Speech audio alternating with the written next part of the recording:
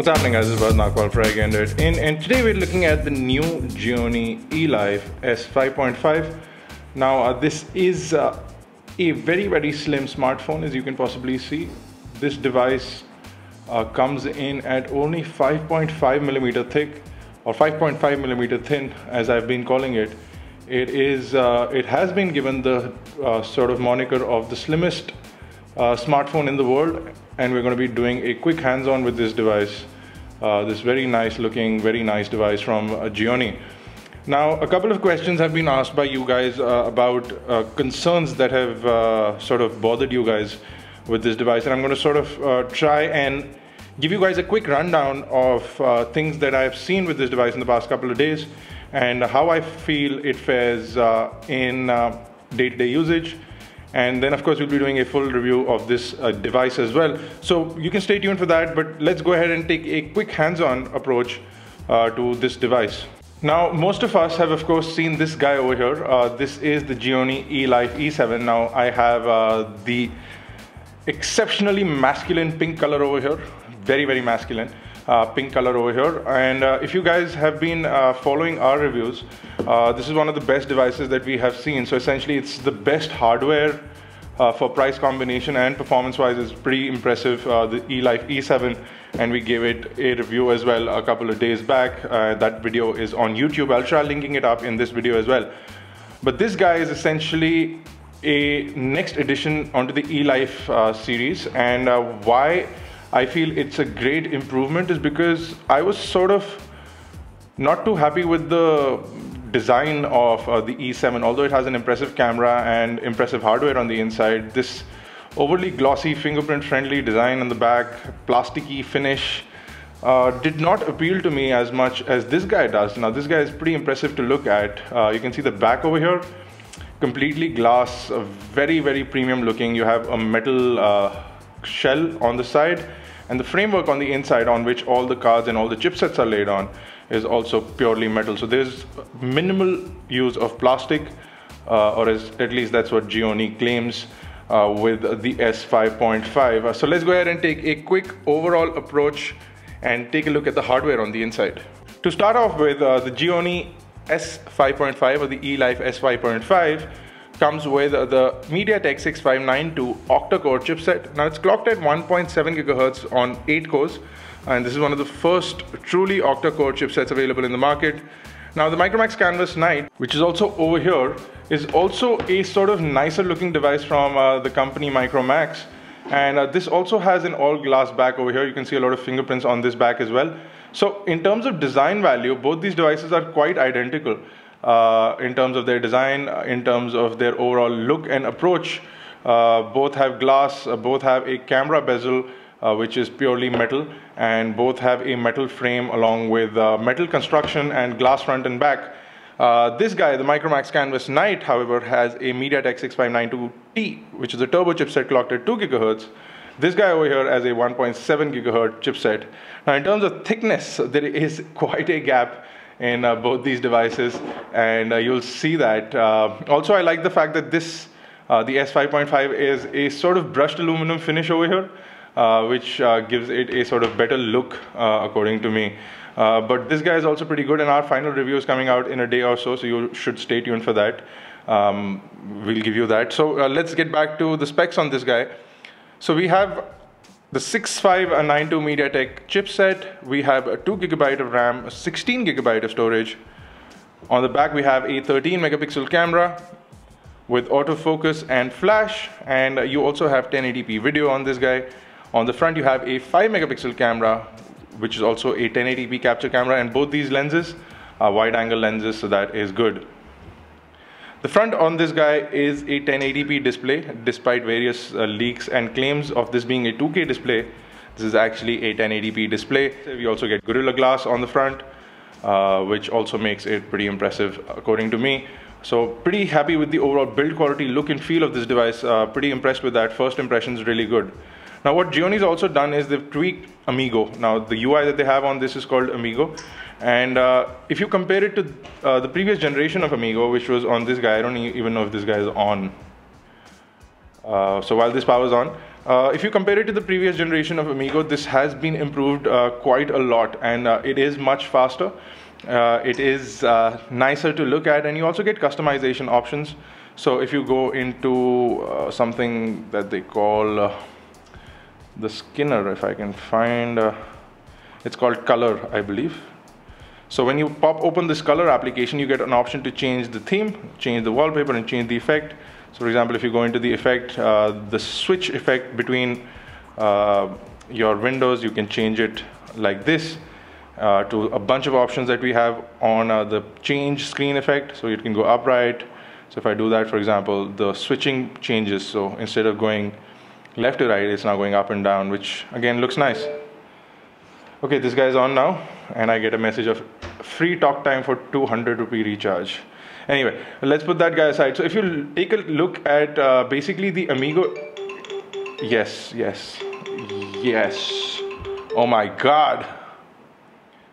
All right, so let's put the sound off. A dead trigger giving me all those warnings. But if you look at the Amigo user interface, you'll see a nicer, more cleaner sort of UI on the Amigo 2, whereas it was slightly stiffer on the Amigo 1 interface.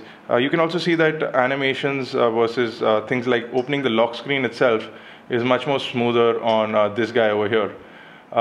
More or less the interface remains the same, so I can swipe in from the left and pull out the camera. I can also quickly record a audio clip or a picture. I can also turn on the torch, and I still get the fake call feature that allows me to get rid of awkward situations by calling myself and pretending like somebody else is calling me. So you get all those features on this as well. So in terms of user interface, I quite like the new Amigo UI. It's unique. As you can see, it's very, very fluid this time around, and especially if you pull out these cards, they are faster and more responsive, and I can quickly get rid of a running application. You can see how smooth that is. So they've tweaked the user interface quite a lot, and I'm pretty happy with that. Again, you can pull down from the top and go into your notifications, which I have none of right now, and I can also go into settings. So these are my quick toggles. I can turn on and off a bunch of things, so from auto rotation, and then I can go into more, and I can sort of move them around. So I can move my battery, for example, to this location. So I can play around with these things. I can tweak them according to my requirement, and things that don't show are at the bottom. So you can remove things, you can add things, and customize it according to your requirement.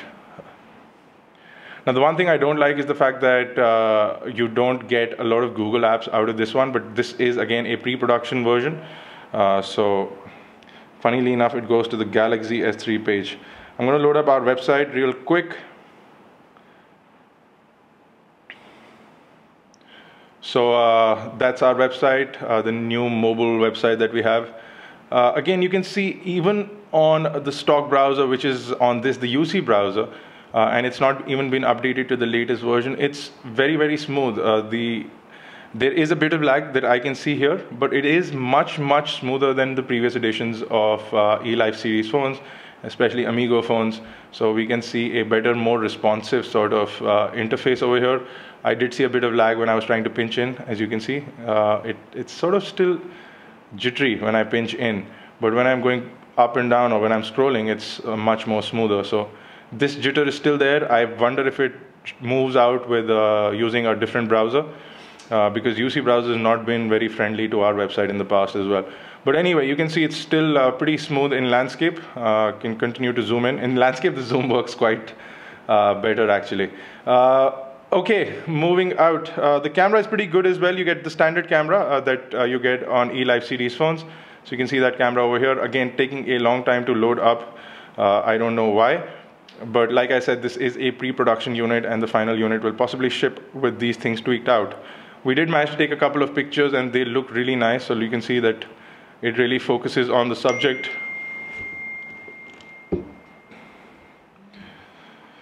Got a message over there. Sorry about that. Ignore it. Put it to the side. Okay. So you can see that it does a pretty decent job of clicking pictures. We did a bunch of images. We also got a video. Pretty impressive. These kids look like they're taking a piss in the park. But you can see the quality of images is really good, and the quality of the display is also pretty good. So we are pretty happy with the overall camera of this device in our initial tests. And again, we'll show you a lot more of that when we do show you this device in our full review. Now, we did not download a lot of things over here. So we are basically looking at stock applications. You have this application called Amigo Paper. It lets you download wallpapers, etc. from their Amigo sort of cloud wallpaper interface. So you have a bunch of Indian-centric wallpapers over here, as you can see.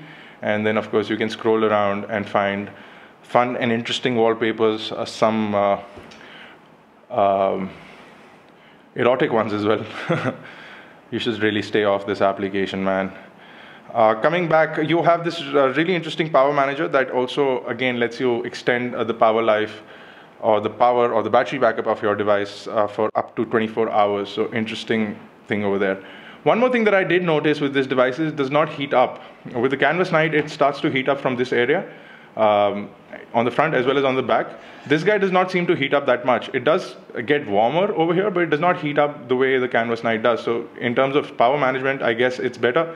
It also has a non-turbo chipset, so that may be a big factor in terms of this guy not heating up. So with respect to those things, I'm pretty happy. And I've been saying with respect to quite a lot, so leave the comments below. Okay.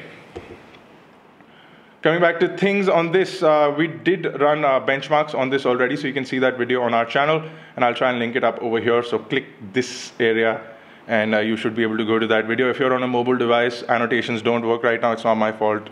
Blame YouTube. So possibly search for it on our channel, and you should be able to get it. It did a fairly good job of benchmarks and scores, so we're pretty happy with that as well.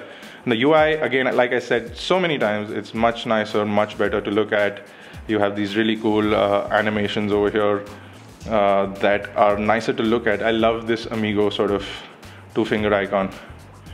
So that's a quick look at the Gionee S5.5. I'm pretty happy with the kind of thinness this device has. And one last thing I'm going to do, guys, is I'm going to show you the great viewing angles on this display by playing a video. And of course, we must play an iGyan video, because there is no world without an iGyan video, right? So let's take a look at the 630 dual SIM from Nokia. And of course, we'll get an ad. I'm going to bump up the volume here as well.